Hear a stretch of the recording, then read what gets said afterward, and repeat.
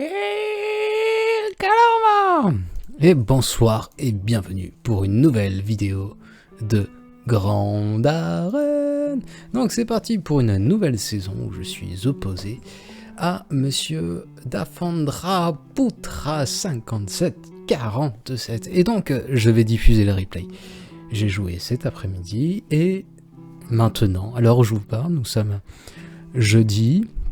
Il est donc quelle heure exactement? Il est 19h51. Sachez que je suis déjà en week-end. Et ça, c'est super cool. Donc, on va analyser ce petit match. Donc, préalable. La première semaine de GA, c'est généralement la semaine la plus simple que vous aurez.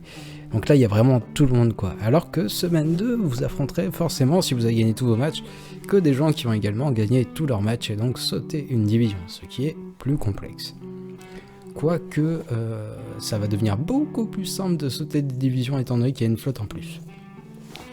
Mais bref, donc ce match, aussi avant-propos, toute la saison dernière, je me suis fait par une team qui est Ray plus Malak full ténacité. La saison dernière, bon, j'ai une défaite, après je me reprends une défaite vers la fin, où je décide de tenter de faire un match fun, c'était la dernière semaine. Mais bref. Malgré ces deux défaites, j'ai quand même fait plusieurs fails tout au long de la saison face à Ray Malak et j'ai pas été bon. Clairement, j'ai pas été bon. J'ai pas réussi à trouver un counter assez efficace. Bon, les counters les plus efficaces sont vraisemblablement à base de Jedi Knack Treven et de Jedi Knack Luke. Mais j'ai essayé, je n'ai pas réussi. J'ai essayé avec DR, j'ai pas réussi. J'ai essayé avec Vador, j'ai pas réussi. Donc vraiment, j'ai pas été bon là-dessus. Il faut vraiment que je travaille mon counter. Et donc à voir, je vais sûrement contacter Dessan pour essayer de faire des tests en arène. Mais bon, bref, la saison dernière, j'ai pas été bon. Et du coup, j'ai pris la décision de conserver mon SLKR dans le cas où mon adversaire a une Ray et un Malak full ténacité. Là, à l'intro de ce match, comme vous pouvez le voir, il y a donc une Ray et un Malak, mais ils sont pas ensemble. Mais les deux, Malak a un énorme boost en ténacité, il a 192, 194, je sais plus, mais bon, quelque chose d'assez fou, et j'avais peur vraiment qu'ils le mettent ensemble. Heureusement pour moi, il ne l'a pas fait, mais dans tous les cas, s'il l'avait fait, j'avais donc mon SLKR. Faut préciser que lui a terminé d'attaquer, il n'a pas réussi à terminer toutes mes défenses. Du coup, je décide de me la jouer cool, parce que j'ai envie de me la jouer cool. J'ai passé pas mal de temps à réfléchir si je l'aimais Piet d'ailleurs ou pas dans l'équipe pour affronter Ray, parce que Piet a l'air super fun, et que je l'ai J11, et il faut bien que ça serve. Mais bon, bref. Au final, après moult réflexions, je me dis, on va jouer la sécurité, donc je vais partir sur quelque chose de plus classique. Sa team est clairement pas terrible, quel gâchis d'avoir une Ray galactique légende, et de mettre ça en défense, vraiment ne faites pas ça quoi. Ça se contre mais tellement simplement. Vous allez voir que sur ce match, bon, on va faire semblant qu'il y a du suspense. Bouh, mais quel suspense, allez. Ah tiens, on a vu mon petit pied passer. Hein. Et donc voilà, je me dis que Traya, ça sert à rien de la mettre, il n'y a pas de pré-taunt, il n'y a pas de tank qui va prendre vraiment le taunt assez rapidement. Autant utiliser Short Trooper dans le cas où la super attaque de Vador plante. Le Short Trooper peut me faire survivre à un ulti, on va dire. On va plutôt dire ça comme ça. Donc là, mon but, ça va être, dans un premier temps, de tomber le petit Showy qui est à gauche, parce que si jamais je tombe Ray, et que j'ai pas tombé le petit Showy vétéran, et bien, il va se passer qu'il va gagner un tour bonus, et encore un deuxième tour bonus, et que du coup, il pourrait potentiellement diminuer une bannière. Donc j'ai longuement réfléchi, Holdo aurait pu être intéressant étant donné qu'elle donne également un boost d'esquive des coups critiques à la petite Ray, mais donc je suis parti là-dessus. Donc là j'ai pas d'ability block qui est passé sur pot, je vais donc décider de mettre ce malus sur le petit pot, histoire qu'il ne prenne pas donc le taunt. Après avoir distribué en premier malus, je donne le deuxième au Short Trooper pour qu'il conserve le tank, et là, bam, sans critique, ça passe, tranquille. L'équipe est pas très forte, c'est parfait. Donc, on continue, on va donner un buff, une capacité de l'Empire, ça réduit la jauge de tour de trône, c'est parfait. Je vais faire un petit peu de DPS sur la petite Ray, histoire que je passe même si je n'inflige pas de coup critique, étant donné que Holdo, je le rappelle, apporte un bonus d'esquive de chance de coup critique. Et donc là, il ne me reste plus qu'à temporiser. Je vais faire une attaque basique sur Po étant donné qu'il n'a pas l'ability block. Puis une attaque de masse sur un personnage qui a l'ability block, en l'occurrence Finn. Et c'est parti, c'est parti. Oh, on se le refait. Oh, allez, encore une petite dernière fois pour le plaisir. Une petite dernière fois là, s'il vous plaît. Et... oh, c'est trop fun, c'est tellement fun. Donc tout qui passe, le coup critique, mais... même sans coup critique, elle serait tombée, vu la santé qui lui restait, et vu comment Vador est modé en attaque. Donc là, le combat est fini, clairement, il ne peut plus rien se passer. Mon seul but va essayer d'atteindre les 60 bannières. Je sais plus si je fais les 60 bannières sur ce combat. Mais je suis bien content que ça passe. Si jamais c'était pas passé, j'aurais été dans l'embarras, étant donné que juste au-dessus, il y a donc un gros DR qui est placé. Et du coup, là, j'aurais sûrement été obligé de rattraper le coche, peut-être même avec mon SLKR, ce qui aurait été compliqué. Mon Gas, mon JKL sont en défense. Ça, c'est dit. Donc, je fais en sorte de ne jamais être touché. En fait, je crois que j'ai pas été touché une seule fois de la partie dans ce combat. Ce qui est quand même plutôt cool. Admettez-le. 60 bannières. C'est quand même mieux que d'utiliser SLKR là-dessus. Du coup, étant donné que j'ai utilisé ma DB, je décide de partir avec SLKR face à son DR. Et je sais pas vraiment comment ça se passe en escouade réduite, du coup j'hésite beaucoup. Je pense vraiment que Kylo Ren sans masque, Kairu, est déterminant dans le sens où il est immunisé face au drain de Malak. Et donc il faut que je le place dans l'équipe. Même si ça me plombe ma deuxième team première ordre, il vaut mieux que je le place dans l'équipe pour assurer. Là j'ai rasé le plus dur, j'ai donc réussi à contrer. Donc son GL. C'était le principal. Lui il n'a pas full clear mes défenses. Donc je me dis j'envoie 4 personnages et j'assure le combat. Voyons voir ce qu'il se passe dans ce combat. Au début, je n'ai d'autre choix que de m'attaquer aux soldats Sith de l'Empire. Et là, je vais décider de prendre un kill, peut-être. Qu'est-ce que je vais décider? C'est une bonne question, mais... Allez, vas-y, tu peux le faire. Et oui, Bastille, pour éviter de se prendre donc tous les malus qu'elle donne. J'ai tenté de stun, mais c'était très bête parce qu'il ne peut pas être stun, étant donné que DR est en lead. Mais on va oublier ce détail de l'histoire. Donc là, on va diminuer ses capacités, enfin ses stats, et la petite attaque de masse réussira à tuer les 2 autres personnages, qui est parfait, ce qui me fait terminer à 60 bannières, ce qui est vraiment un bon combat. Donc je suis plutôt content. Certes, j'ai envoyé du monde, j'aurais peut-être pu envoyer moins, mais 60 bannières, c'est 60 bannières, et ça fait plaisir. Derrière, des défenses qui sont quand même assez fortes, enfin, relativement. Il y a un Hux qui est particulièrement contraignant, on peut pas y aller avec n'importe quoi sur Hux. Et au-dessus, un Bossk qui est pas terrible. J'ai même pas regardé son modèle au Bossk, je crois. Donc là, je me pose une question, je me demande si, vu que Kylo Ren n'est pas en lead, est-ce qu'il regagne quand même sa santé petit à petit? Et oui, Kairu regagne sa santé, même s'il n'est pas en lead, donc il faut s'en méfier. Même si vous avez des très gros DPS, si vous ne réussissez pas à mettre l'immunité aux soins, ça peut très mal tourner. Et donc c'est clairement l'objet de ma question, et c'est pour ça que je prends le temps de regarder. Donc que se passe-t-il? C'est parfait, je regarde, et je fais une pause étant donné qu'on m'appelle. Bouh, mais c'est pas possible ces gens qui nous coupent en pleine vidéo là pour nous appeler, demander des nouvelles. Oh là là, quelle hantise.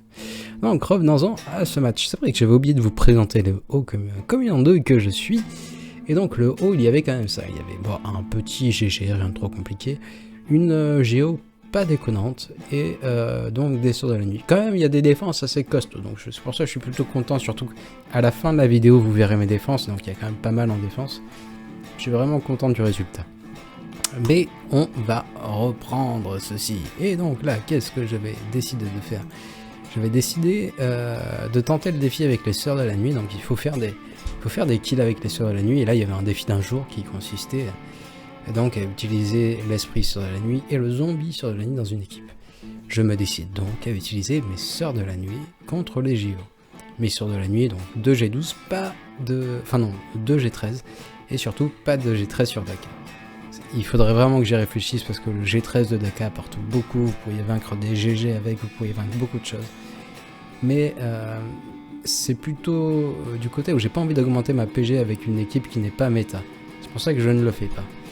Mais les Sœurs de la Nuit sont tellement fun à jouer, ça fait partie vraiment des équipes les plus fun à jouer. Un peu comme les Soldats de l'Empire qui sont super fun, qu'on peut pas utiliser tout le temps.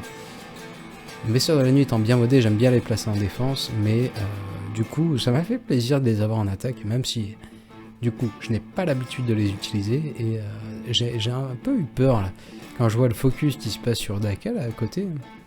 Heureusement pour l'instant le match se passe bien. Qu'est-ce que je vais essayer de faire? Je vais essayer de prendre un maximum de kills. Donc mon but ça va plutôt être de tomber au début la brute génosienne, histoire qu'elle soit réinvoquée, de prendre plus de kills. Mais en l'occurrence je vois que ma Daka est low life et je commence un petit peu à avoir peur. Du coup je me dis qu'au final il faut peut-être mieux assurer la victoire avant de penser à faire avant de faire un maximum de kills. Donc c'est pour ça que je vais jouer un petit peu plus safe que prévu. Et heureusement les Sœurs de la Nuit avec donc le super elite de Talzin qui est tellement fun à jouer, ça se passe très bien. Donc voilà, il y a du revive, il y a plein de choses. C'est une équipe nécromancien, si jamais vous avez joué à des jeux de rôle, à des trucs, à des Skyrim ou quoi, vraiment il y a une base, il y a une mécanique de jeu sur les Sœurs de la Nuit nécromancien, et moi je trouve ça super fun quoi. Donc le combat se passe bien, je prends un kill, je me fais appeler par Jacques Franchi, encore une fois, décidément, mais c'est pas fini ces gens qui vous appellent. Et là, comment faire pour jouer son match? Impossible de jouer son match. Du coup, je vais décider de refuser l'appel. Un match GA, c'est un match GA, attention. Qu'y a-t-il de plus important qu'un match GA? Voyons. Donc là, la super attaque de 13 qui fait un super kill, et l'esprit sur la nuit qui termine full protection. Ce qui me permet quand même d'assurer 56 points, en même temps que d'avoir pris, je sais plus, j'ai minimum 6 kills, et ça c'est cool. Donc, je crois que j'en ai fait 10, je crois que j'ai fait 10 kills, et du coup j'en aurais plus que 2 à faire, donc c'est très cool. Qu'est-ce que je fais comme andouille? Ah, je mets fin à la vidéo pour rappeler monsieur Jacques Franchi. Et donc on va passer à la deuxième partie de cette vidéo, donc où je vais essayer de voir ce qui se cache au niveau de la flotte. Je vais voir ce qui se cache au niveau de la flotte, et donc là j'attaque notre ami GG. En l'occurrence le GG est R4, il n'y a pas énormément de reliques sur l'équipe, donc c'est vraiment sur un match sur lequel je suis archi safe. Il y a Droidka, ce qui veut dire qu'il n'y a ni Newt, ni Wat Tambor, ni BB-8. C'est vraiment un match simple, et dommage que je n'ai pas le moyen de l'afficher en x2 parce que. Donc, attaque de masse pour déclencher le tour bonus de B2. Le tour bonus de B2 arrive. Je n'ai plus qu'à temporiser pour pouvoir attaquer. Je temporise, le tour de B2 est tombé. En l'occurrence, le turn meter de mon équipe a un petit peu changé étant donné que j'ai G13 mon petit termite, donc là j'étais un petit peu surpris de le voir jouer avant Revan. Mais il y a beaucoup plus grave que ça, du coup le tour de Revan arrive, je vais pouvoir centrer le DPS sur B2 que vous devez toujours tomber en premier. Sauf s'il y a Wat Tambor, vous devez focus Wat Tambor et passer sur un lead de Jedi Knight Revan, et c'est le seul cas vraiment où vous devrez basculer sur le lead de Revan. Sinon dans tous les autres cas, il vaut beaucoup mieux mettre le lead de Bastille qui est quand même beaucoup plus safe. La hausse de protection entraîne une hausse de ténacité, et cette hausse de ténacité vous évitera de vous prendre donc le marquage de l'équipe adverse, et donc d'éviter à l'équipe adverse d'avoir un maximum d'augmentation de jauge de tour. Là le match se déroule sans accro, donc on peut voir c'est très très simple. Je vais regagner un peu de protection, c'est peut-être un peu trop tôt. J'aurais dû attendre la mauvais move de ma part. J'aurais dû attendre que Droidka fasse son super hit, histoire de regagner peut-être un peu plus de protection. Et là, j'ai peut-être été petit joueur, j'ai pas invoqué assez vite Hermite. J'aurais dû invoquer Hermite plus vite pour gagner toute ma protection sur Yoda, qui en manque cruellement. La suite du combat. Je vais essayer de regagner un petit peu de protection sur Yoda. Je ne réussirai pas. Bouh, c'est pas bien. Mais l'issue du combat est quand même joyeuse avec un petit 59 points à la fin. J'aurais pu appliquer quelque chose, donc centrer le DPS sur le droid K alors qu'il était donc invulnérable pour regagner de la protection. J'aurais pu le faire, mais j'étais à 59 points, donc la flemme. Je ne l'ai pas fait, mais si vous voulez vraiment maxer vos bannières, le bon réflexe aurait été de centrer le droid K plutôt que de m'attaquer au petit B1.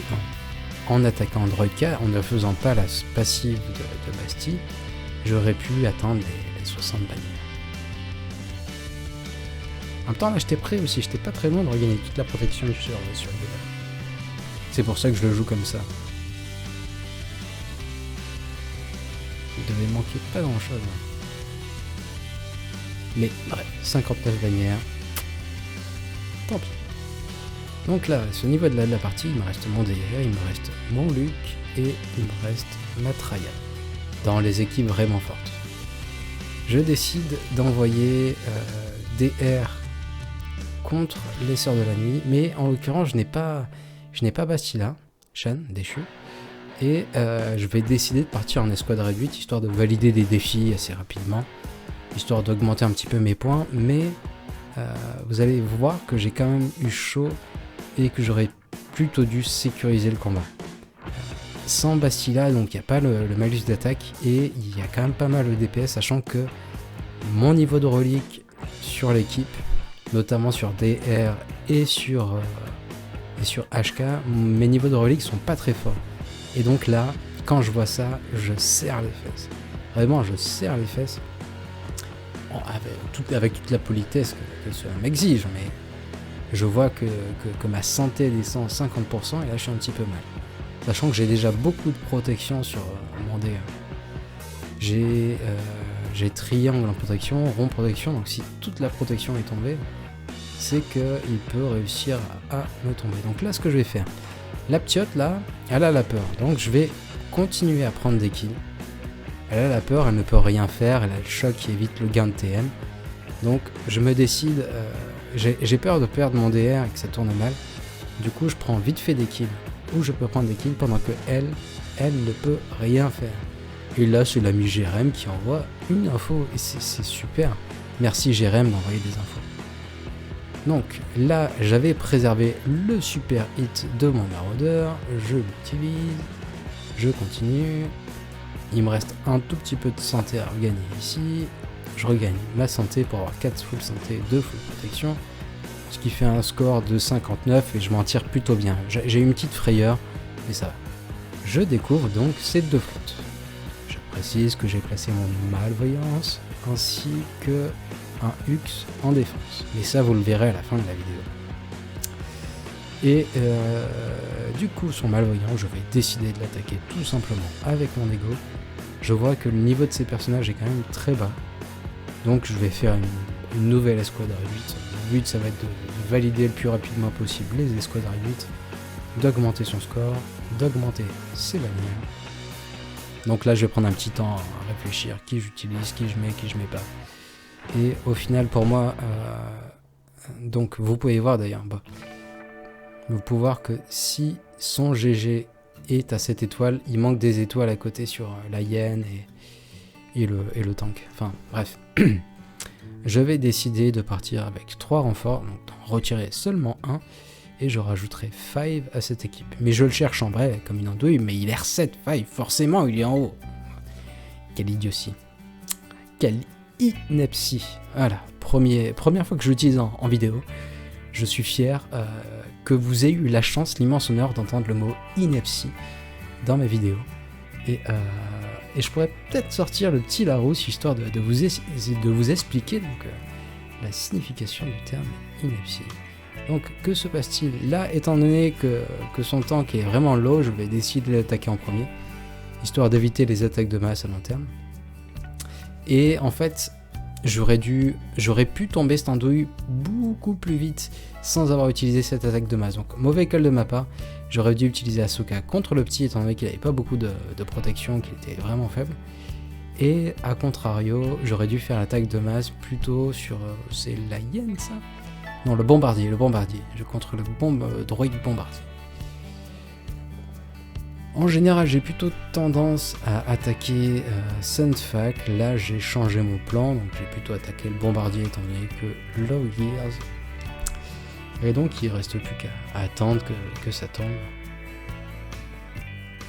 Donc là, il a été filou. Enfin, moi, je trouve ça vraiment bête. Mettre son faucon avec les séparatistes alors qu'on a besoin de 4 flottes, je trouve que c'est un mauvais move. Vraiment, c'est un mauvais move. L'équipe de Akbar est quand même très forte et Akbar sans le faucon ça vaut rien, mais Akbar avec faucon c'est une super team, sachant qu'il a son Han et son Shoei qui sont R4. Je trouve ça d'autant plus dommage. Là je me prends un petit stun, c'est pas cool, et pour achever ce combat donc forcément j'appelle mon ami, j'attaque en basique, ça fait un petit peu plus de DPS que c'est spécial. Et il ne me reste plus qu'à achever ce combat. Malheureusement, je me prends une petite attaque de masse qui va me diminuer de la protection sur beaucoup de vaisseaux juste avant la fin. C'est assez triste. C'est plutôt dramatique. Mais quand même, ça fait un combat avec pas trop mal de bannières. Je termine à combien ? Je termine à 65. Donc 65, ça reste un score très correct. Je vais donc maintenant procéder à un Akbar Mirror. Donc son Akbar, je regarde son gear, il est G12. Mais moi, mon Akbar est G13. Mon Biggs est G13. Et surtout, j'ai le Faucon avec Akbar. Ce qui en fait une team nettement meilleure. Et vous allez voir... vous allez voir que j'ai peut-être été un peu trop prévoyant. Donc là, je fais la même chose. Je retire juste un renfort. Je retire Wedge de mon équipe. Mais j'aurais pu être un peu plus optimiste et enlever des renforts. En l'occurrence, les batailles en escouade réduite, je ne suis pas le meilleur là-dessus. Je préfère vraiment assurer mes combats, j'évite de prendre des risques à chaque fois. A priori, ça fait longtemps que je suis Kyber et que j'ai pas été en dessous, donc ça marche plutôt bien. Mais pour atteindre les tops, il faut vraiment minimiser ces escouades, ce que je ne fais pas énormément. Par exemple, Justien prend beaucoup plus de risques que moi là-dessus. Donc, voilà un combat très long à 67 bannières. Ah, c'était cool ça. Ça fait super plaisir. Donc, derrière, il me reste Hux et ce petit boss qui a attaqué. Donc, je vais commencer par Hux et... est-ce que je fais bien? Est-ce que je fais mal? J'ai envie de tester Tryhard contre Hux. En plus, il me reste pas mal de sites. J'ai même mon Doku qui est dispo. Et Doku, c'est quand même fun. Du coup, je me dis, je vais tenter. On sait jamais, ça pourra servir pour la suite. Mes bannières sont assurées. Et même si je m'y prends deux fois, le match est plié. Donc, autant s'amuser un petit peu. Et donc, utiliser Tryhard contre son Hux. Et nous sommes partis pour un petit choc. Un petit choc.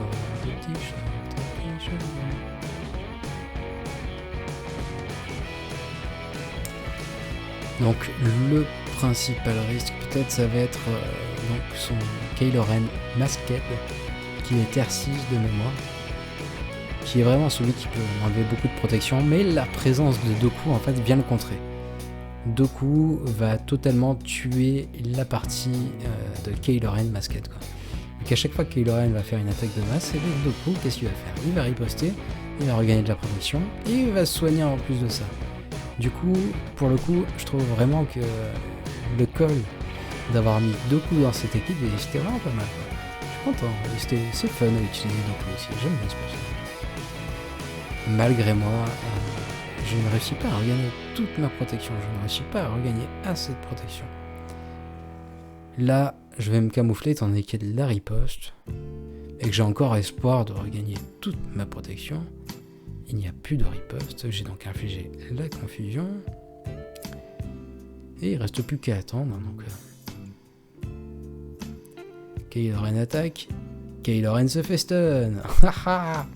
Quand même cool. Du coup, je tue le DPS, histoire d'essayer de terminer avec un maximum de full protection.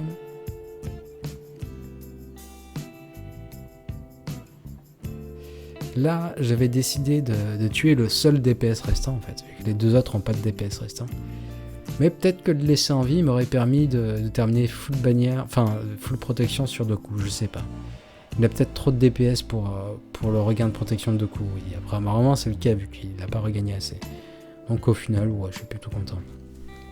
Il ne reste plus qu'à tuer le Stormtrooper du premier ordre et attendre d'avoir une nouvelle annihilation. Donc sur mon Nihilus. Donc je vais vous passer ça peut-être parce que c'est pas palpitant. Là je vais juste faire à la prochaine isolation. Je vais remettre l'isolation sur Traya. Je vais stun en permanence avec Dooku, étant donné qu'il n'y a pas de ténacité en face. Et il ne me reste plus qu'à attendre donc l'annihilation qui est dans 4 tours. On avance, boum, un petit saut dans le temps. On continue, plus qu'un tour. Donc voilà, on a fait un petit gain dans le temps. Vous avez gagné au moins 10 secondes de votre vie.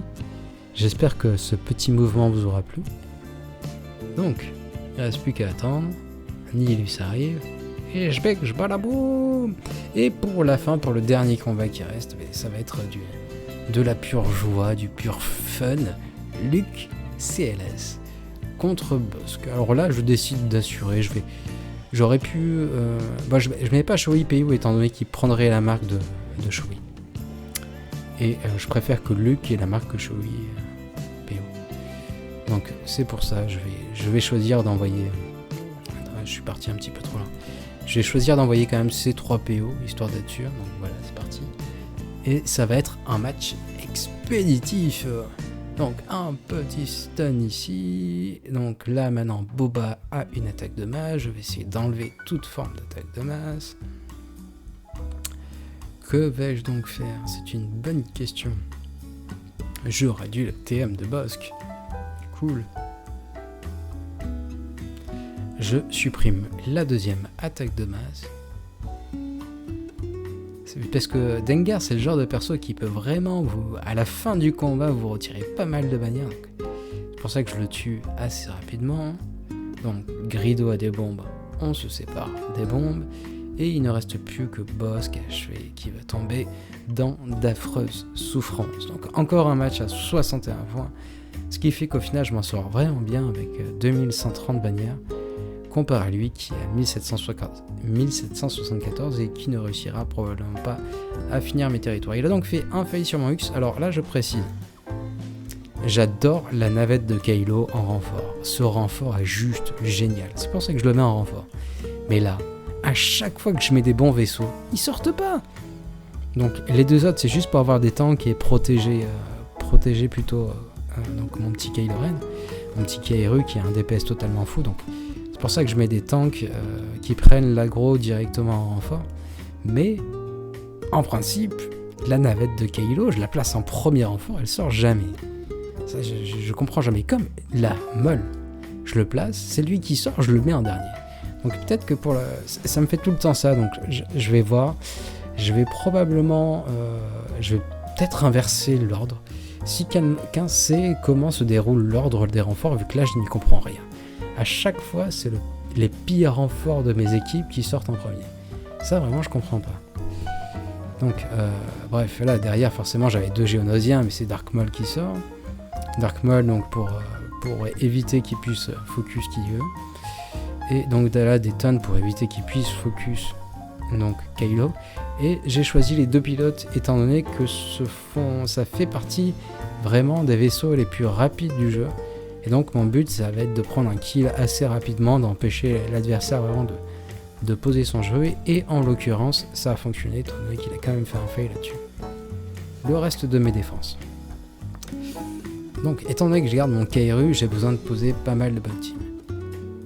Je place mes géos, étant donné que je vais mettre... Je les place uniquement parce que derrière, je mets également donc la petite mode de l'autre côté. première ligne, donc je veux des teams sur lesquels ils sachent pas trop comment attaquer, quoi user, quoi garder derrière. Je sais qu'il utilise souvent Gas en fait contre GG, étant donné que son Jolly est G12 et qu'il perd sinon souvent avec JKR contre donc ce bon Grievous. Et donc mon but c'était qu'il utilise son Gas contre Grievous et que derrière il n'ait plus son Gas à disposition. Je pense qu'il utilisait son Gas contre Padmé, étant donné qu'il est à 5 fails et qu'il ne réussira pas à tomber mon Gas, qui est donc accompagné de Mud Matma. On n'a pas eu le temps de l'avoir. Hey, ça va trop vite. Mud Matma qui est derrière. Mud Matma qui est derrière. Pack. Donc, avec mon tout récent Biggs G13, ainsi que ces 2 andouilles. Sachez que cette team, vraiment, pour qu'elle soit efficace, il faut que vous placiez plusieurs équipes qui demandent potentiellement, par exemple, Traya.